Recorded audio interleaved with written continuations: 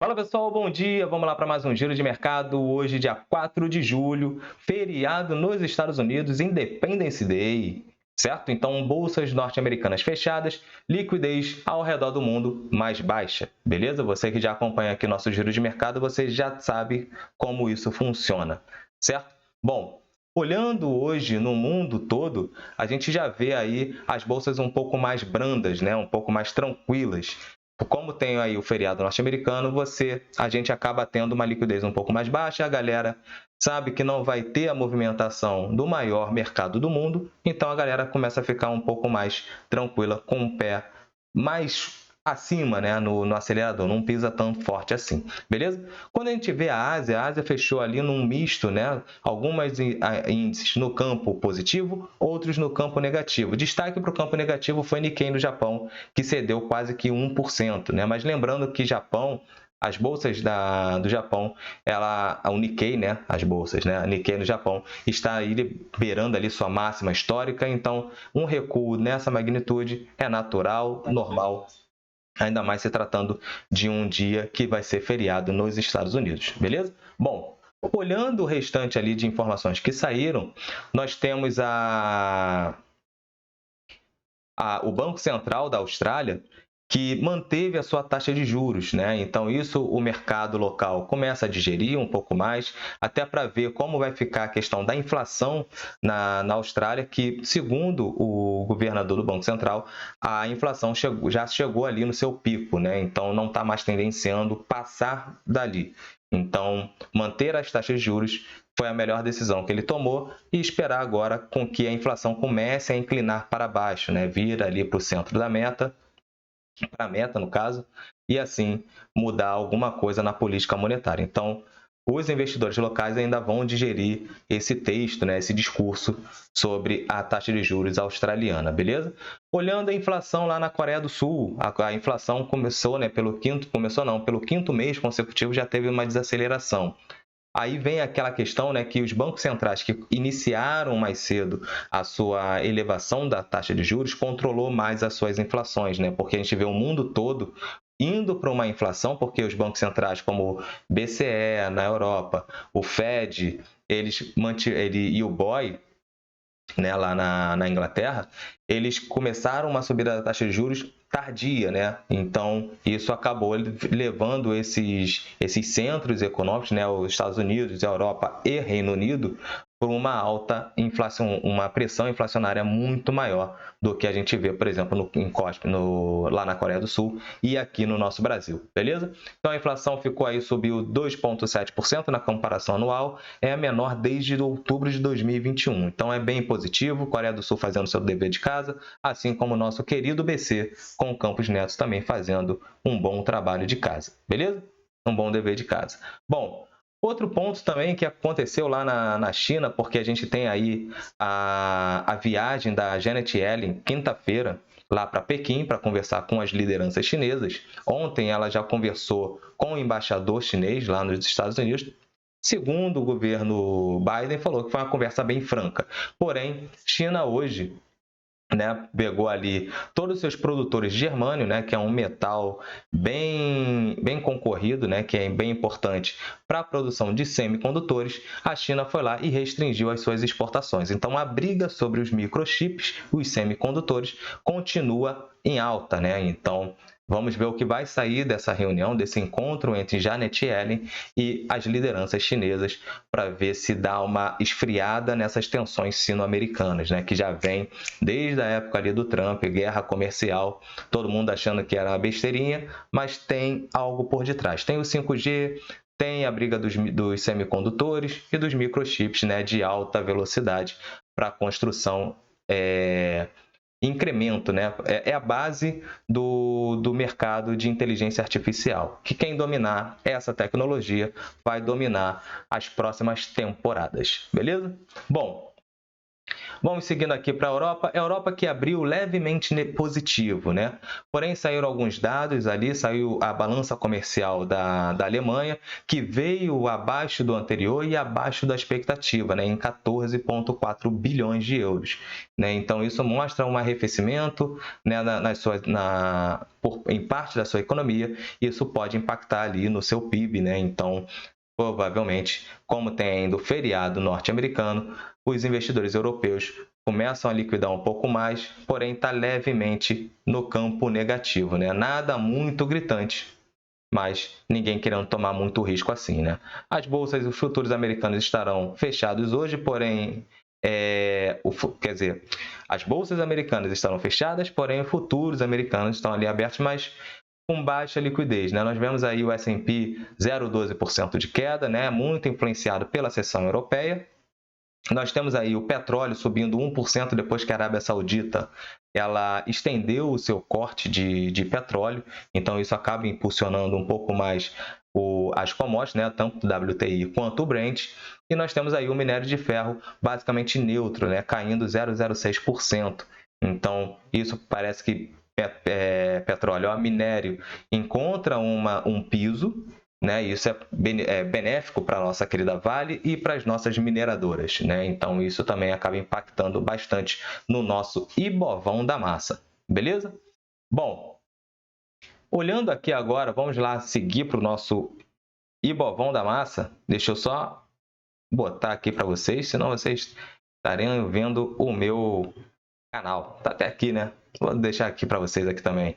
Não deixem de acompanhar aqui o canal. O canal está com 124 inscritos. Se você não é inscrito no canal, vem aqui, clica lá. Quando você abrir lá no canal, vai ter um botãozinho aqui chamado inscrever, né? Você vai lá, se inscreve no canal, ativa o sininho de notificação e quando colocar um vídeo para rolar, você vai lá e clica no joinha. Tem um joinha ali. Clica lá no joinha que isso ajuda e compartilha o vídeo com seus amigos, beleza?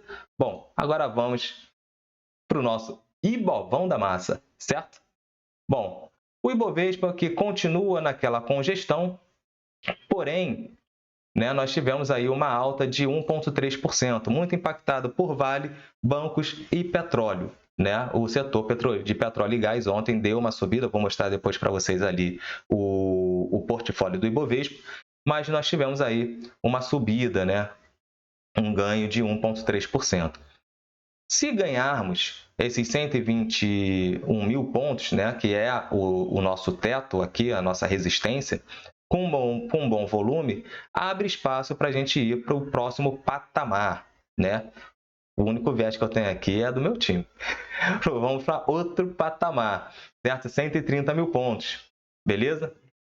Então, abre espaço. Olhando lá no diário que nós olhamos ontem, né, que é onde nós tivemos um candle bem feinho, né? Que é aquele candle baixista aqui, que ainda mais quando é formado próximo a um topo, isso sugere aqui uma redução, né? Uma correção maior.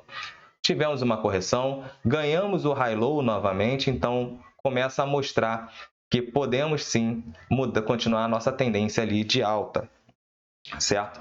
Se pegarmos aqui, a gente consegue traçar uma LTA, né? Aqui nesses pregões, né? Então, olhando aqui desde o nosso piso aqui dessa correção que nós tivemos aqui em maio, nós estamos respeitando, né? O índice está respeitando, né? O Ibovespa está respeitando essa LTA. Então, estamos chegando aqui próximo a romper, né? Tendenciando, né? Sugerindo um rompimento dessa máxima aqui, né? De 121 mil pontos, beleza? Bom, olhando a nossa doleta aí que subiu aí, né, se mantendo aí acima dos 4,80, né? Se mantendo aí acima dos 4,80, não querendo perder os 4,80, né? Na hora em que perder esses 4,80, pode vir aqui para os 4,70 e 4,50, né? São pontos aqui, a gente tem o próximo suporte em 4,52, basicamente. Mas estou achando difícil perder aqui essa doleta, até porque muita gente acaba comprando, né, muito dólar aqui. Porque por mais que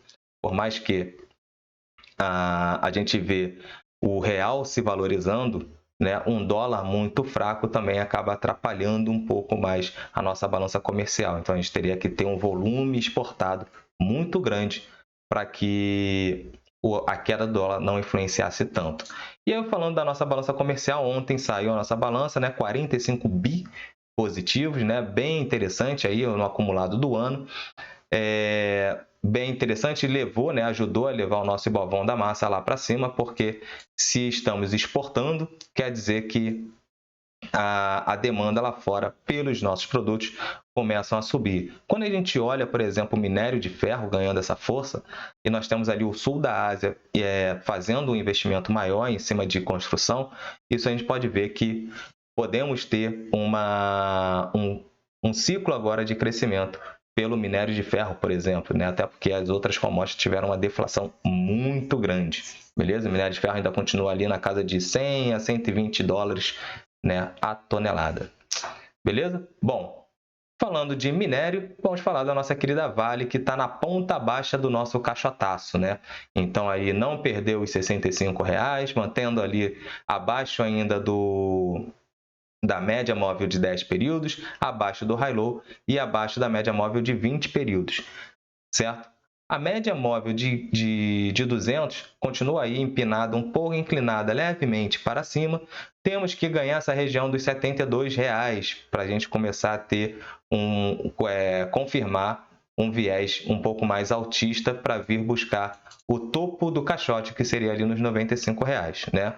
Bom, eu continuo aqui comprado, né? Tá na minha carteira pública e está também na nossa recomendação da carteira da Cashwise, né, da Cashflix. Então, os analistas da Cash também estão comprados ali em Vale. Não é recomendação de compra, tá? Lembrando, não é recomendação de compra.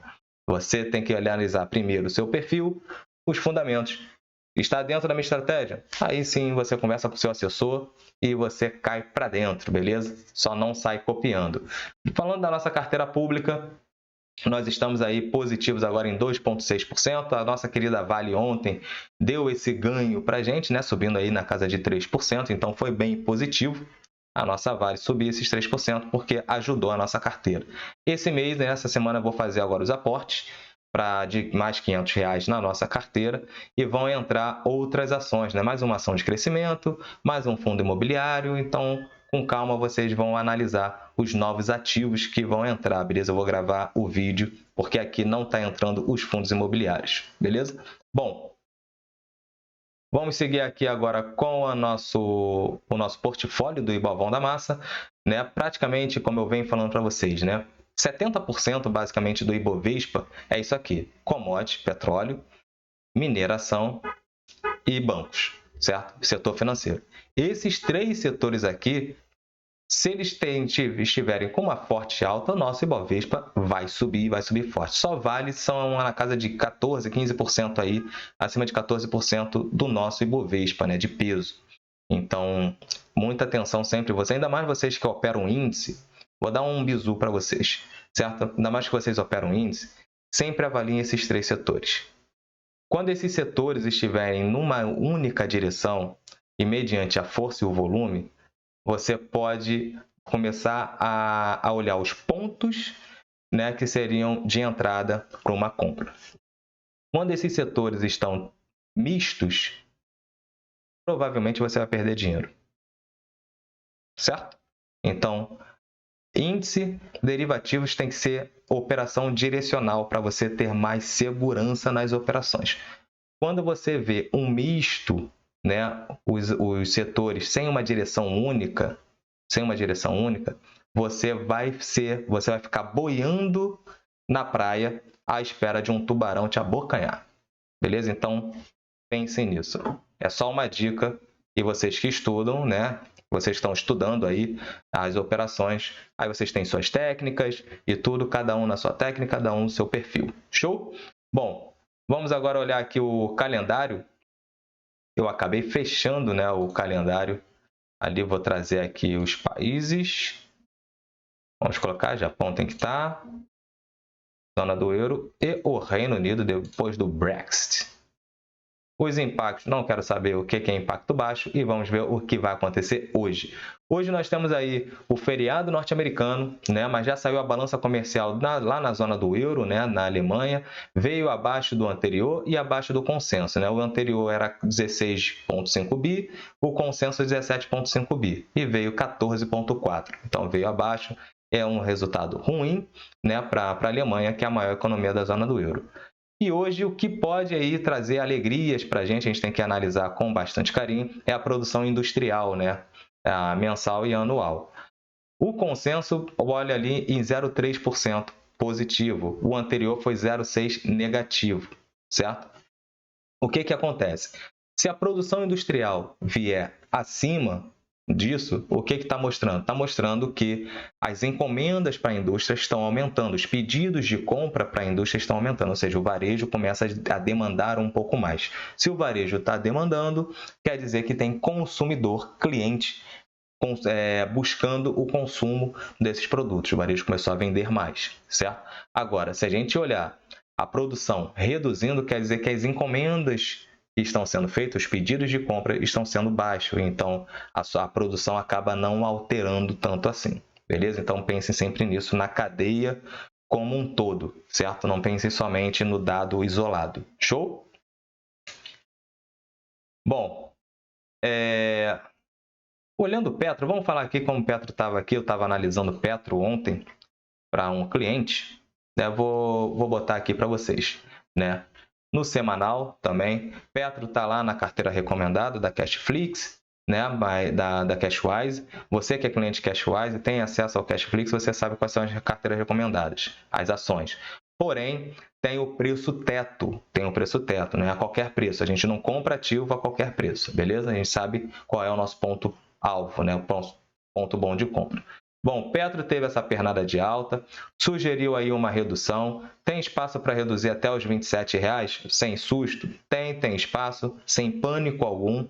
Né? Pode testar aqui esses R$ 28,00, né? Basicamente, que era a sua resistência, e depois fazer novas altas e até mesmo, né, um recuo sem susto até os 25,50 sem problema algum, beleza? Encontrando aqui a média móvel de 20 períodos, pode até perder parte do high-low aqui e depois voltar a subir assim como foi no nosso querido Ibovão da Massa, beleza? Bom, recados foram dados, né? Nós temos aí, foi bem simples hoje, até porque nós temos uma agenda um pouco mais esvaziada, nós temos feriado nos Estados Unidos, aonde podemos ter uma baixa de liquidez, de volume financeiro aqui no nosso Ibovão da Massa, beleza? Bom, então forte abraço para você que vai operar hoje, né? Agarre aí no seu terço, porque vai roer osso, né? Então, minha sugestão, você que é do curto prazo, não opera. Você do longo prazo, tem oportunidade na bolsa, usa hoje para você poder adquirir alguns ativos que estão ainda num ponto bom de compra, porque mediante o que vier, né, como a gente já está vendo aí, os DIs cedendo, né, já precificando a queda da taxa de juros para a próxima reunião, muitos ativos, ainda mais ativos de crescimentos, que são muito impactados positivamente pela queda da taxa de juros, tendem a subir bastante. Então, busquem aí seus assessores de investimentos para poder analisar cada um dos ativos e montar a sua carteira para o próximo ciclo. Lembrando que Bolsa de Valores, mercado financeiro, você tem que fazer ações, né, contracíclicas. Então, você monta a sua carteira num período para preparar essa carteira para o próximo período e assim você conseguir ter uns ganhos maiores do que a média do mercado, beleza? Não deixe sua carteira 100% passiva, porque isso pode ser um grande erro, beleza? Bom, recados dados, muita atenção ao capital de vocês, não deixem de se inscrever aqui no canal, vejo que muita gente está assistindo os vídeos, mas não está se inscrevendo e não está dando aquele joinha, dê esse joinha porque é trabalhoso fazer. A gente acorda cedo, faz o resumo, para poder passar o resumão para vocês, sem viés, fatos e dados. Dá essa ajuda, beleza? Forte abraço, pessoal. Até amanhã com mais Giro de Mercado. Valeu!